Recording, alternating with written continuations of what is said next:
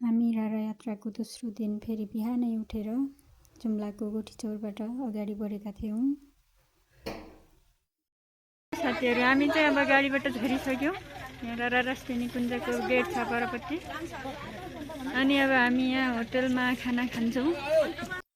Mahadev homestay and lodge रहेको छ।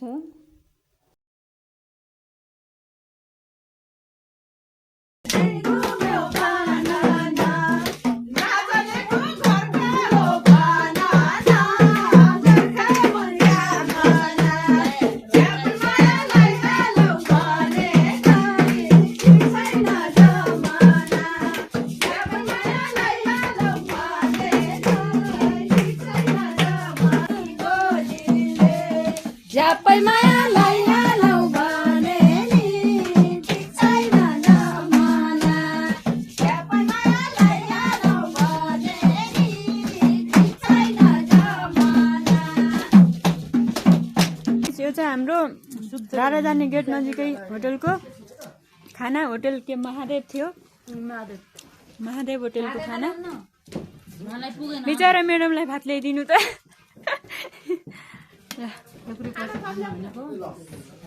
हामी चाहिँ रारा राष्ट्रिय निकुञ्ज हुटु मुगु यो गेटबाट अगाडि जाँदैछौँ।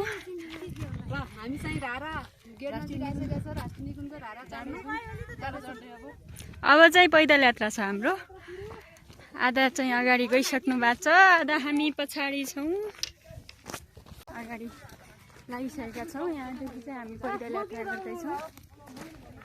यात्रा लाग्यो उकालो बाटो। अब पैदल यात्रा टिकट काटिसक्यौँ हामीले। अनि त्यसपछि अब हामी पैदल यात्रा हिँड्दैछौँ। टिकट त नकाटेर जान पाइएन नि त। अनि आउनु न आउनु। अनि त्यसपछि अब अगाडि पछाडि हामी चाहिँ साथीहरू अलि छताछुल्ला भइसक्यौँ। ल आउनु आउनु आउँदै हुनुहुन्छ। अब त भिडियोमा आइहाल्नु, चिन्ता नगर्नु। हामी हिँड्दैछौँ। अब कति टाइम लाग्छ थाहा छैन, पुग्नेछौँ। जस यहाँको चाहिँ माथि हिउँ पर्ने ठाउँ पनि रहेछ। हेर्दाखेरि अचम्म लाग्छ। त्यहाँनिर तल बस्ती छ, एक्लै थोरै थोरै मान्छेहरू कसरी बस्छन् होला भन्ने लागेको हामीलाई चाहिँ। तर बस्न त बसिहाल्छन्। जङ्गल एकदम सल्लाको जङ्गल छ। यो सल्ला पनि अलि पर गयो भने अर्कै सल्ला हुन्छ। यहाँसम्म अर्कै सल्ला छ। अब बाँकी चाहिँ म देखाउँदै जानेछु तालसम्म पुग्दाखेरि। गाइस हामी चाहिँ हिँडिरहेछौँ। मेरो चाहिँ ब्लग आउँछ।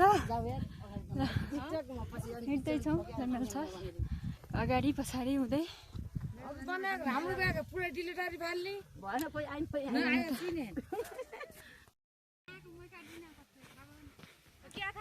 यहाँनिर एउटा स्कुल हो कि के रहेछ।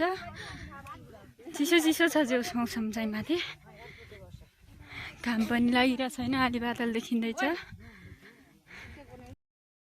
ल साथीहरू अब हामी चाहिँ हिँडिरहेछौँ। जसबाट धेरै उकालो छैन, जङ्गल छ। यहाँ फोटो खिच्दै टिकटक बनाउँदै। यहाँनिर चाहिँ सायद गेस्ट हाउस हो।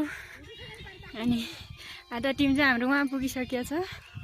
यहाँनिर सानो खोला अनि पुल रहेछ। अब ताल चाहिँ कता होला। हामीलाई हिँड्न एकदम रमाइलो लागिरहेछ। अनि एकदम यहाँ फिल्डहरू राम्रो छ, जङ्गल पनि। रारा ताल कति बेला पुग्ने हो भन्ने चाहिँ हामीलाई एकदम हतार। सबैलाई ताल भेटाए त हामी हामफाल जुम्ला जस्तै भएको छ। अब कति बेला भेटिन्छ।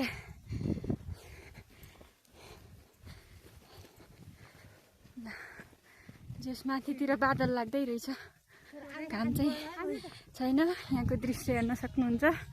पुरै वरिपरि जङ्गल छ अनि फिल्ड छ। त्यसपछि अनि हामी यहाँ ठाउँ ठाउँमा बोर्डहरू देख्न सकिन्छ।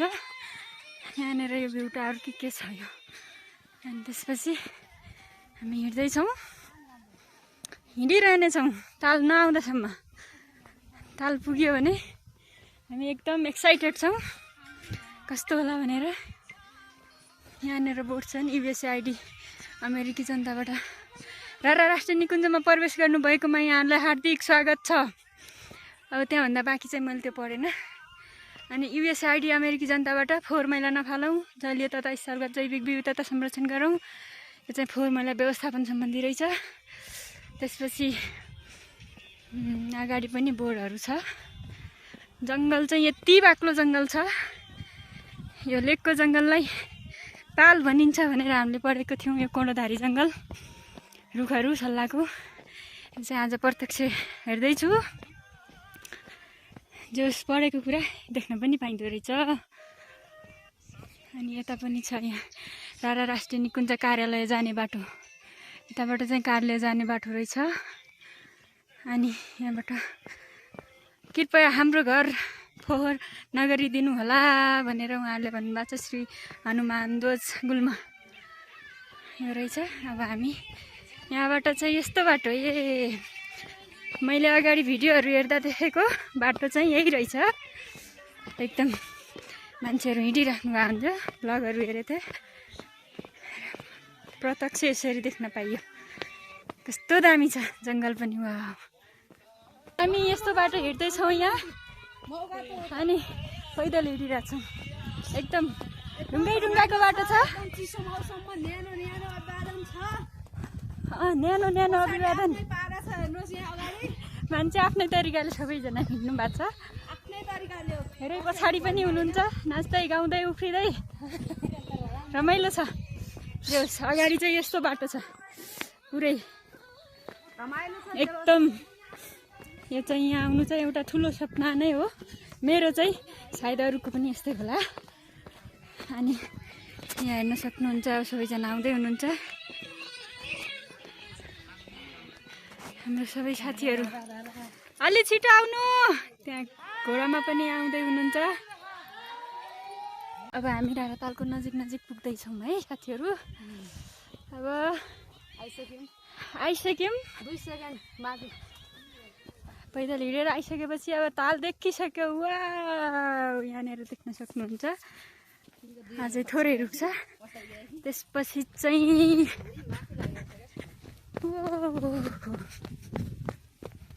राराताल गाइस, राराताल देखिसक्यो।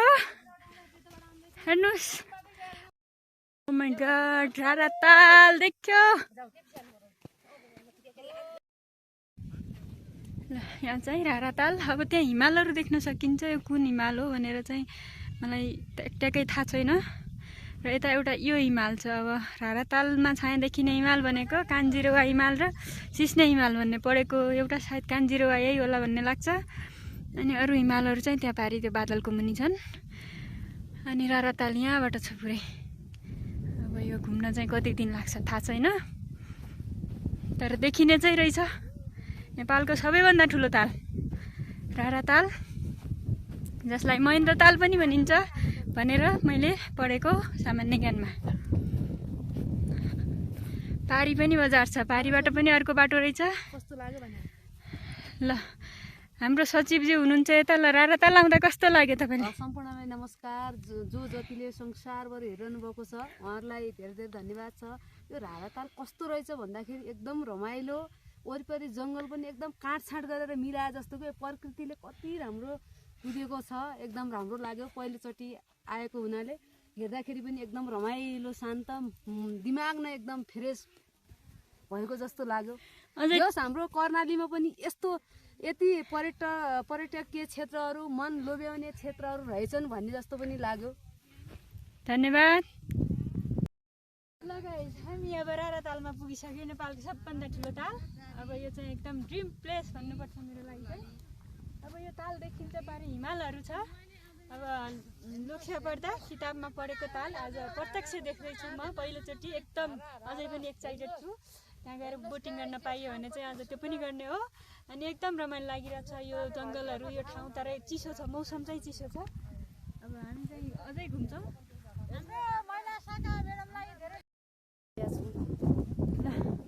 हाम्रो सचिवज्यू, हाम्रो शोभा दिदी, हामी तालमा आइसक्यौँ है। यता पुगिसक्यो तालमा, पछाडि चाहिँ जङ्गल छ। पुगेपछि चाहिँ एकदम धेरै रमाएर एकदम उडौँ जस्तै लाग्दैछ। हामी त्यहाँ पुगिसकेपछि चाहिँ एकदम हावा चल्दै थियो, त्यसैले बेहुला जस्तै एकदम झालहरू थियो। एकदम राम्रो ताल चाहिँ हेर्दाखेरि।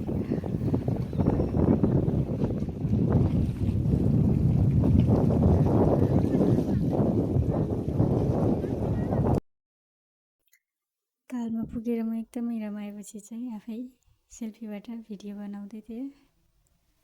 एकदम हावा चल्दै थियो, मन पनि हावासँगै उठ्दै थियो। एकदम हावा चल्दा पनि म एकछिन चाहिँ नाचिहालेँ।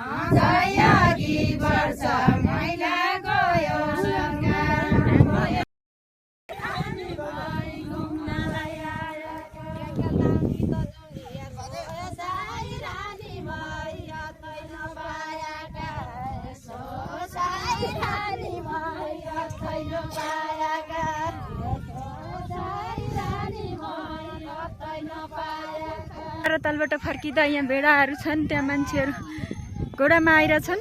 अब राराताल सक्यो, हामी फर्किँदैछौँ। पानी परिरहेछ। हामी फर्किँदाखेरि चाहिँ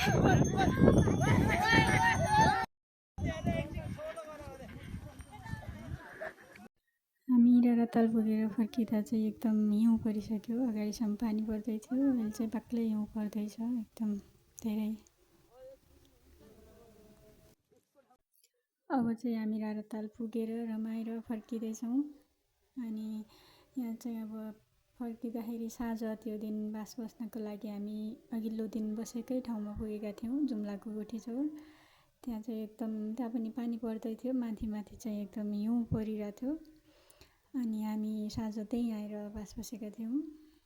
हामी रारा यात्राको अन्तिम दिनमा चाहिँ बिहान खाजा खाएर गोठीचौरबाट अगाडि बढ्यौँ। यो देखिन चाहिँ जुम्लाको सिन्जा क्षेत्र पर्छ, जुन सिन्जा उपत्यका खसखसाको उत्पत्ति क्षेत्र पनि भनिन्छ।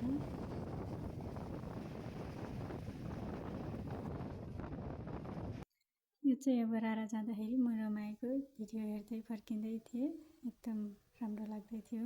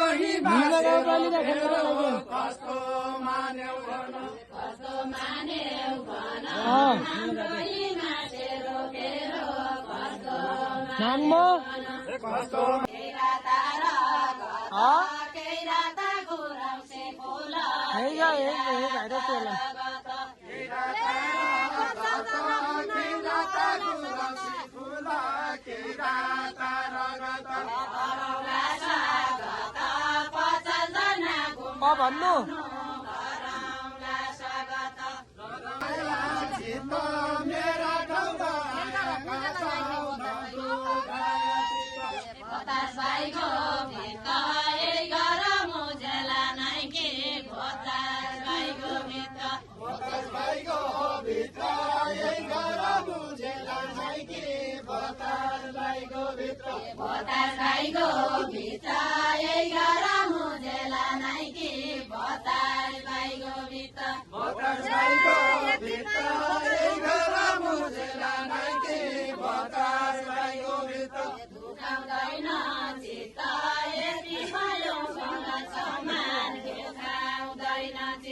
दुखाउँदैन चित्त यदि सम्मान पाएको छ दुखाउँदैन चित्त सबलाई नमस्कार एकैचोटि नाच्दै जाँदो सबलाई नमस्कार एकैचोटि नाच्दै जाँदो त्यसलाई सम्मान राय घुमेर नयाँ त्यसलाई सम्मान राय घुमेर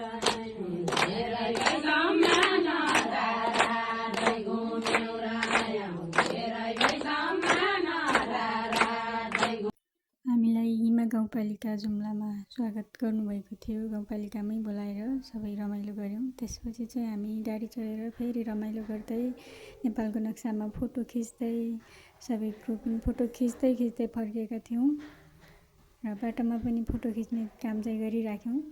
अन्तिममा हामी चाहिँ नाकमा कालीकोट आएर खाना खायौँ। त्यसपछि चाहिँ हामी साँझ घर पुगेका थियौँ। हाम्रो रारा यात्रा यसरी सकियो। भिडियो हेर्नुभएकोमा तपाईँलाई धेरै धेरै धन्यवाद।